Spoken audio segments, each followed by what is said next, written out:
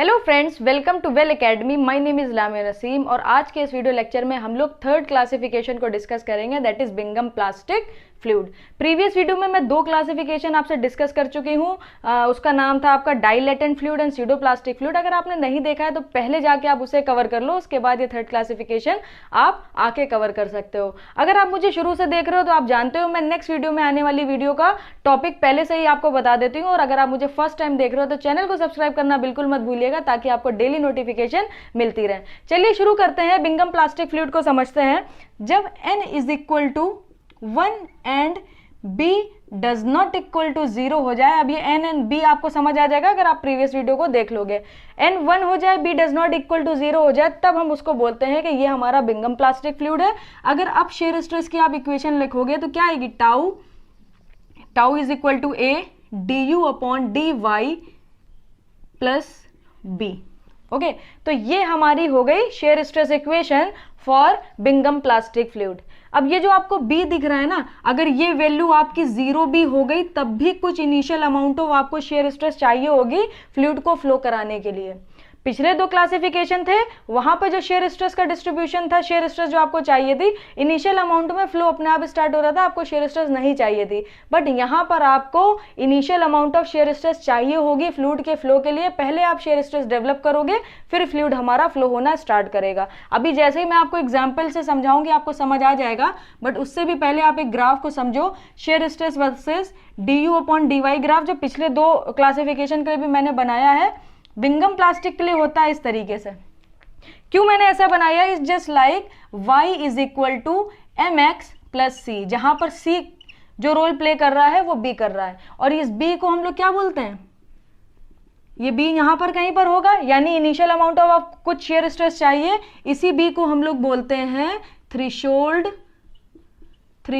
Shear stress. Okay, इसका नाम क्या है, थ्रेशोल्ड शेयर स्ट्रेस, जो कि हमको इनिशियली चाहिए होती है फ्लूइड के फ्लो के लिए। तो अगर इसकी डेफिनेशन की बात करें तो आप क्या लिखोगे, the initial amount of shear stress, the initial amount of shear stress required for the flow of fluid. Okay, for the flow of fluid. और आप अपनी लैंग्वेज में भी लिख सकते हो, कोई प्रॉब्लम वाली बात नहीं है, बस आपको चीज़ें याद रहनी चाहिए। ये मेरा प्राइमरी एम रहता है कि मुझे चीज़ें ध्यान रहे, अपनी लैंग्वेज में भी आप लिख सकते हो। तो ये हो गई थ्रेशोल्ड शेयर स्ट्रेस। अब जैसे ही मैं आपको बिंगम प्लास्टिक के एग्जाम्पल्स बताऊंगी, आपको थोड़ा सा फील होगा कि यस आप बात तो सही कह रहे हो कि ये बिंगम प्लास्टिक फ्लूइड होगा। आप केचप को सोचो। ओके, सपोज करिए आपने मैगी बनाई, आपको साथ में केचप भी खाना है। आपने क्या करा, केचप की बोतल ली, कुछ इस तरीके से केचप की बोतल ली। ओके, अब जब आपको केचप निकालना होता है तो जब आप केचप की बोतल इस तरीके से मैगी के ऊपर पलटाते हो डालने के लिए, तो क्या केचप बाहर आ जाता है, नहीं आता है केचप। ओके, आपको certain amount of shear stresses पीछे से लगानी पड़ती है, उसके बाद जो केचप फ्लो करना स्टार्ट करता है तो फ्लो हो जाता है और आप आसानी से केचप के मजे ले पाते हो। तो वो जो केचप है वो कौन सा फ्लूइड है, वो बिंगम प्लास्टिक फ्लूइड है। उसमें आपको initial amount of shear stresses develop करनी पड़ती हैं, थ्रेशोल्ड शेयर स्ट्रेसेस देनी पड़ती हैं उसके फ्लो के लिए, वो अपने आप फ्लो नहीं होता है।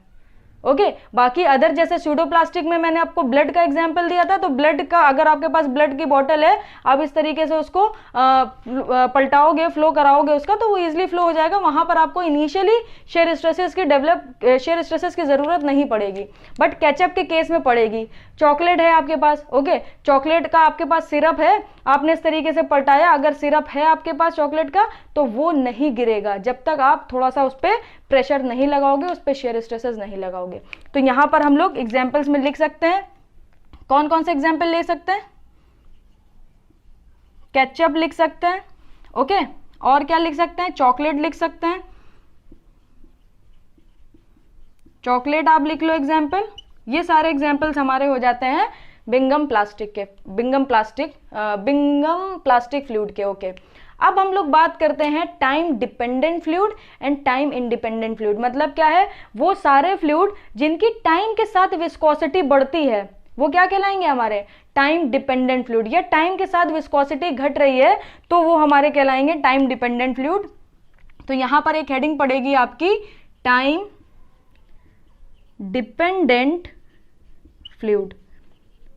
ओके, टाइम डिपेंडेंट फ्लूइड को आपको समझने के लिए एक छोटा सा ग्राफ बना लिया, बहुत आसानी से समझ जाएंगे। सपोज करिए यहां पर आपने क्या ले लिया, विस्कोसिटी, यहां पर वाई एक्सिस पर आपकी विस्कोसिटी है और एक्स एक्सिस पर टाइम है, इट्स नॉट टेम्परेचर। टेम्परेचर के साथ विस्कोसिटी का वेरिएशन हम लोग डिस्कस कर चुके हैं, यहां पर मैं उसकी बात नहीं कर रही हूं, यहां पर मैं टाइम के साथ विस्कोसिटी की बात कर रही हूं।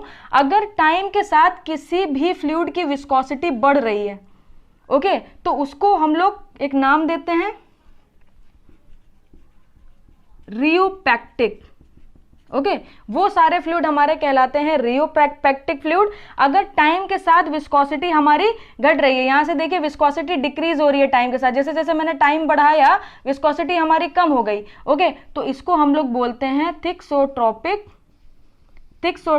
फ्लूइड। ओके, तो अब आपको टाइम डिपेंडेंट फ्लूइड्स के बारे में याद रखना है, थिक्सोट्रोपिक फ्लूइड। अब अगर मैं एग्जांपल्स की बात करूं, जिप्सम देखा है आपने, जेके वाइट पुट्टी यूज करी है, उसमें क्या होता है, आप उसमें क्या करते हो, वाटर पाउडर होता है वो, उसमें आप वाटर मिक्स कर देते हो और थोड़े टाइम के बाद क्या होता है, वो हार्ड होने लगता है। या आप ऐसा करो, एक मग में पानी ले लो, उसमें थोड़ा सा जेके वाइट पुट्टी मिक्स कर दो तो एक लिक्विड बन जाएगा। आप लिक्विड को फ्लो कराओ तो थोड़ी देर के बाद क्या होता है, उसकी विस्कोसिटी बढ़ जाती है। तो यहां पर रियोपैक्टिक में किसका एग्जाम्पल लिख सकते हो, जिप्सम का। ओके, अब थिक्सोट्रोपिक फ्लूइड में आप कौन सा एग्जाम्पल लिख सकते हो, लिपस्टिक का। Okay, lipsticks is the example of time dependent fluid और जिसको हम लोग बोलते हैं थिक्सोट्रोपिक फ्लूइड। लड़कियों को थोड़ा सा मेकअप करने में इसीलिए टाइम लग जाता है, बिकॉज क्या होता है, थोड़ा टाइम देना पड़ता है लिपस्टिक की विस्कोसिटी को कम करने पे, तभी उसके बाद ही लिपस्टिक थोड़ी सी ग्लॉसी हो जाती है और अच्छी लगती है। इस वजह से थोड़ा सा टाइम लगता है लड़कियों को तैयार होने में। तो ये याद रखिएगा, थिक्सोट्रोपिक फ्लूइड हो गई, लिपस्टिक एग्जाम्पल हो गया, रियोपैक्टिक फ्लूइड हो गई, जिप्सम हमारा एग्जाम्पल हो गया। तो ये मैंने पूरी बात कर ली टाइम डिपेंडेंट फ्लूइड की। अब मैं आपको एक नोट करके लिखवाने जा रही हूं और ये सारे ही फ्लूइड के ग्राफ, एक मैं सिंगल आपको ग्राफ दूंगी, आप उस ग्राफ को याद रखिएगा, सारे ग्राफ का वो एक सिंगल ग्राफ होगा। ओके, तो यहां पर मैंने एक आपको नोट करके लिखवाया है, Newtonian fluid have constant viscosity at a particular temperature but in non Newtonian fluid viscosity vary करती है with strain rate and duration of time. क्यों वेरी करती है, the reason is due to their complex micro structure. Okay, और जब भी हम लोग नॉन न्यूटोनियन फ्लूइड की स्टडी करते हैं तो study of non Newtonian fluid को हम लोग बोलते हैं रियोलॉजी। ओके, ये एक पूरा डिपार्टमेंट हो गया जिसमें हम लोग नॉन न्यूटोनियन फ्लूइड पढ़ते हैं। तो स्टडी ऑफ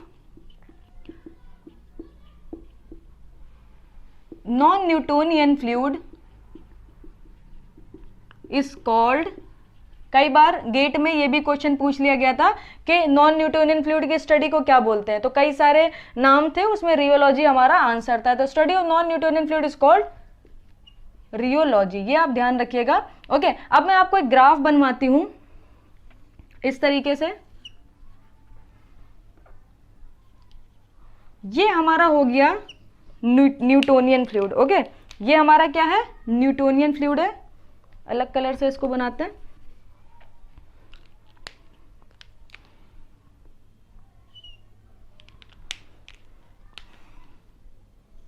तो ये आप ध्यान रखिएगा, न्यूटोनियन फ्लूइड।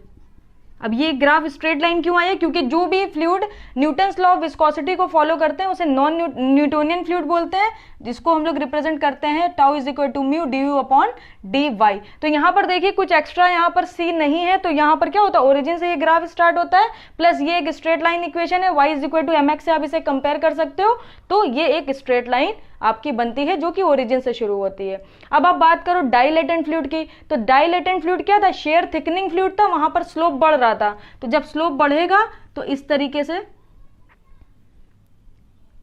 तरीके से आपका ग्राफ बनेगा, ये हमारा स्लोप बढ़ने का ग्राफ है। और n क्या होगा, n होगा आपका लेस देन 1, यहां पर n इज इक्वल टू 0 था। देखिए यहां पर पावर कुछ है क्या, नहीं है, तो n इज इक्वल टू 0 होगा। उसके बाद हम लोगों ने स्यूडोप्लास्टिक फ्लूइड को डिस्कस करा। ना। स्यूडोप्लास्टिक फ्लूइड हमारा क्या था, इस तरीके से था, उसमें शेयर थिनिंग हो रही थी। शेयर थिनिंग का क्या मतलब है, टाइम जैसे जैसे आप एन की वैल्यू घटाओगे आपका जो स्लोप है वो कम होता जाएगा। तो इस पर्टिकुलर डायग्राम में आप देख सकते हो यहाँ पर स्लोप सबसे ज्यादा मिलेगा, उसके बाद स्लोप कम होता चला गया, और यहाँ पर एन की वैल्यू क्या थी, यहाँ पर एन की वैल्यू थी ग्रेटर देन 1, यहाँ पर एन की वैल्यू थी लेस देन 1। फिर बिंगम प्लास्टिक फ्लूइड जो हम लोगों ने पढ़े वो कहाँ से स्टार्ट हुए थे, वो यहाँ कहीं से स्टार्ट हुए थे, ओके, ओरिजिन से नहीं स्टार्ट हुए थे। तो ये जो डायग्राम हो गया ये किसका हो गया, ये हो गया बिंगम प्लास्टिक फ्लूइड का, बिंगम प्लास्टिक फ्लूइड का। अब आप बात करो time dependent and time independent fluid की। तो जो टाइम डिपेंडेंट फ्लूइड था उसकी विस्कोसिटी घट रही थी, ओके, और विस्कोसिटी बढ़ रही थी। तो जब विस्कोसिटी बढ़ रही थी तो ग्राफ कैसा बना था, थोड़ा सा ध्यान करके देखिए, एक इस तरीके से बना था और एक इस तरीके से बना था, ओके। तो ये वाला ग्राफ कौन सा है, ये है, तो ये ग्राफ किसका हो गया, रियोपैक्टिक, ओके। और ये ग्राफ किसका है, ये ग्राफ है ये वाले का, तो आप इसका नाम क्या लिख सकते हो,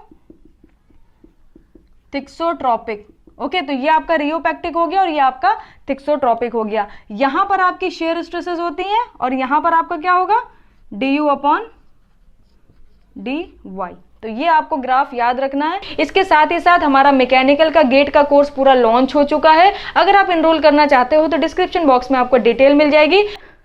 अब मैं आपसे एक क्वेश्चन डिस्कस करती हूँ जो कि गेट 2014 में आया था सेट 2 में, जो कि Newtonian and non Newtonian fluid से रिलेटेड है। आप क्वेश्चन देखिएगा, बोल रहा है फॉर अ न्यूटोनियन फ्लूइड, आपको पास 4 ऑप्शन है, shear stress is proportional to shear strain, rate of shear stress is proportional to rate of shear strain, नहीं proportional to shear strain, shear stress is proportional to rate of shear strain, या rate of shear stress is proportional to the rate of shear strain. तो क्या करते हैं आप, shear stress is proportional to rate of shear strain, हमारा answer होगा option C.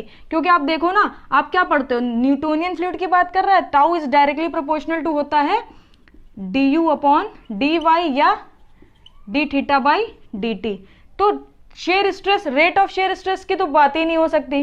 तो first वाले में कह रहा है shear stress is proportional to shear strain, तो ये कोई शेयर स्ट्रेन नहीं है, गलत हो जाएगा। ये क्या है, ये रेट ऑफ शेयर स्ट्रेन है, it's not shear strain, okay. तो rate of shear stress second में कह रहा है तो गलत हो गया, ये शेयर स्ट्रेस है, इसका रेट नहीं है। थर्ड में क्या कह रहा है, shear stress is proportional to rate of shear strain, तो ऑप्शन सी हमारा करेक्ट है। तो देन ऑप्शन डी भी हमारा गलत हो गया, क्योंकि आउट ऑफ दीज 4 हमें सही आंसर चूज करना था। तो ये हमारा Newtonian and non Newtonian fluid पूरा कंप्लीट हो गया।